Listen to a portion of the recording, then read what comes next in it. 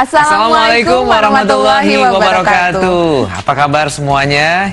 Semoga sehat-sehat semuanya dan demikian juga dengan kita. Saya Sarul Gunawan. Betul sekali. Dan saya Zaskia Meka dan Anda sedang menyaksikan Berita Islami Masa Kini. Ini kalau ngomongin apa kabar, rasanya pengen banget jawab tetap asik deh. Anaknya ketahuan banget ya, angkatan tahun berapa. Baik pemirsa, sekarang kita akan membahas tentang ini masih oleh-oleh dari Sarul Gunawan nih kemarin ketika umroh. Kemarin saya dengan tim Beriman. Iya, betul ada sekali. salah satu liputan mengenai batas Tanah Haram. Tanah Haram di Madinah. Di Madinah. Di Madinah. Dan aku juga sering bertanya kenapa sih disebutnya dengan Tanah Haram.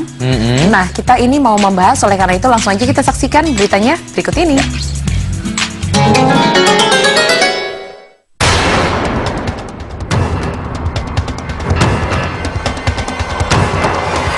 Di manakah batas Tanah Haram Madinah?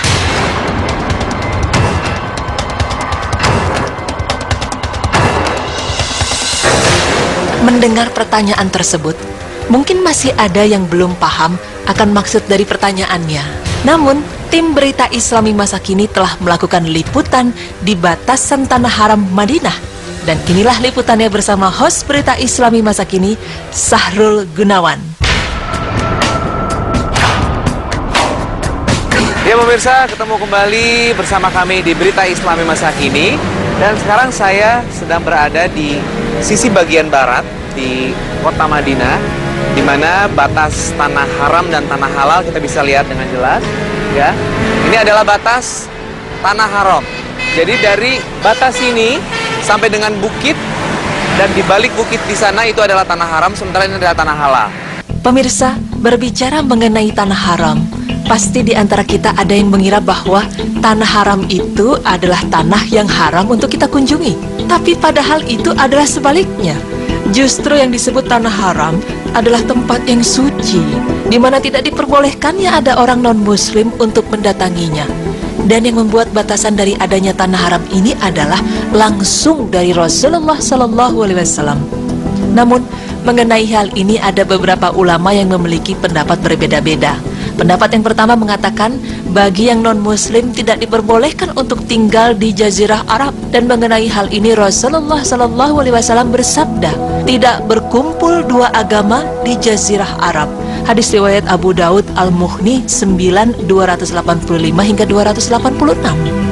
Kemudian pendapat yang kedua yaitu ada beberapa ulama yang sepakat bahwa non-muslim diperbolehkan masuk ke wilayah Tanah Haram Madinah. Namun tujuannya tidak lain hanya untuk berdagang dan bukan untuk menetap.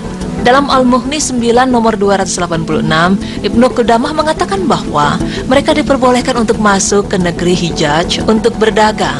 Karena ketika itu non-muslim diperbolehkan berdagang di Madinah pada zaman Umar radhiyallahu anhu. Tapi diberikan waktu sampai 3 hari, setelah itu mereka diperintahkan untuk pergi. Selain itu, ketika berada di Tanah Haram, ada beberapa hukum-hukum yang berlaku di sana. Seperti tidak boleh berperang dan menumpahkan darah di dalamnya. Tidak boleh memungut barang temuan, tidak boleh memburu binatang buruan, dan tidak boleh memotong pohon-pohonnya.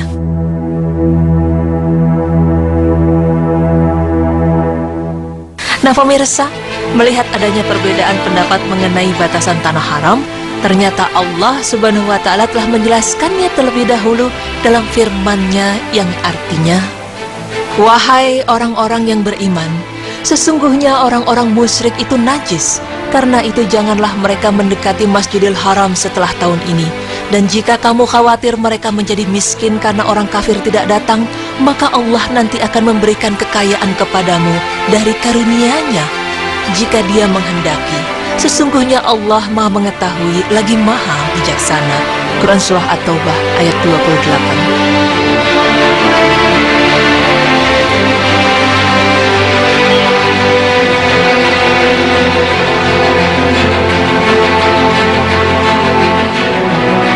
Tersirat dari ayat tersebut, yang paling benar yaitu non-muslim tidak diperbolehkan untuk masuk ke wilayah Tanah Haram. Pemirsa, jika itu adalah batasan dari Tanah Haram Madinah atau yang disebut Start of Haram Area, lantas di manakah letak Madinahnya? Nah, kota Madinah adanya di balik bukit ini, pemirsa. Ya, jadi memang khusus kaum muslim yang boleh memasuki Tanah Haram. Yang di tanah halal ini boleh siapapun juga, dan banyak perumahan-perumahan dibangun di tanah halal.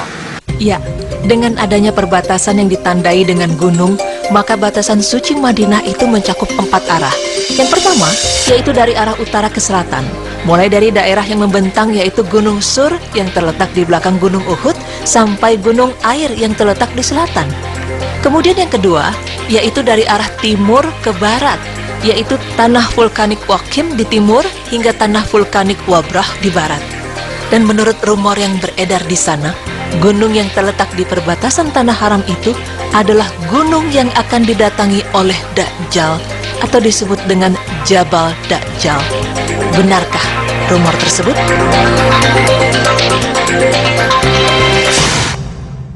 Selain itu, berdasarkan informasi yang kita dapatkan, tapi sebetulnya banyak ulama juga yang secara kepastiannya tidak bisa menyatakan bahwa ini adalah Bukit Dajjal. Tetapi memang ini adalah batas Dajjal ketika yaumil akhir tidak bisa masuk ke tanah haram. Allahu a'lam bishawab. Dajjal memang tidak akan bisa masuk ke dalam wilayah Madinah dan Mekah karena kedua wilayah tersebut setiap pojoknya telah dijaga oleh malaikat.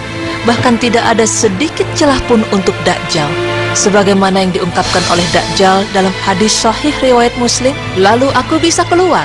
Aku akan berjalan di muka bumi, maka tidak akan aku tinggalkan satu kampung pun, kecuali aku singgah kepadanya dalam waktu 40 malam selain Mekah dan Taibah, Madinah Al-Munawwarah. Keduanya diharam untukku.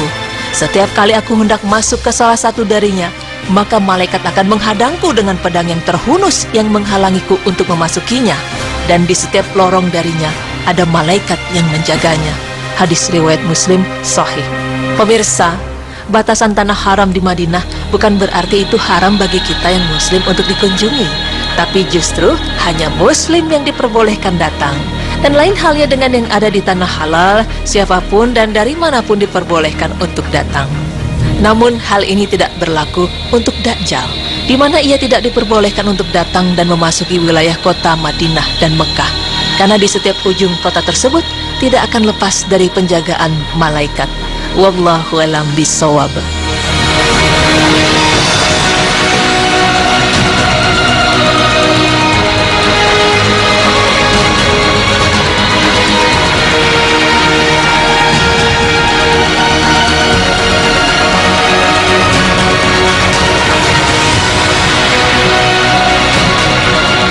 Masya Allah ya, aku jadi teringat ya kebetulan adik iparku tinggal di kota Madinah. Aku bilang, kamu betah banget di Madinah, mau nggak pindah ke Indonesia lagi?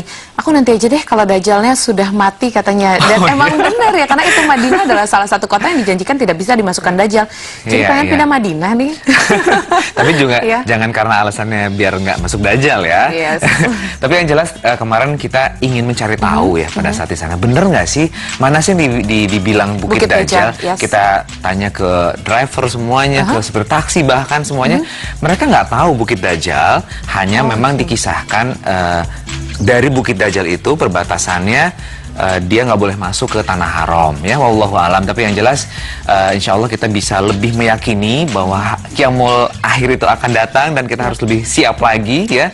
Jangan sampai nanti kita termasuk golongan orang-orang yang tidak beruntung. Iya benar sekali, dan alhamdulillah terima kasih ya Ayah sudah membawa oleh-oleh buat pemirsa juga walaupun nggak bisa umroh kemarin. Ya meskipun kemarin panas sekali ya, tapi saya harus nikmat dong, nikmat dekat sama Rasulullah. Dan iya alhamdulillah. Nah karena membahas soal umroh nih, kita mau membahas juga tentang hukum safar dalam Islam habis ini. Oke. Ada hukum-hukumnya. Oke, jangan buat perempuan kita tuh pasti. ini ya. Kenapa? Ngikutin kalau di pesawat tuh ada Bismillahi majreha.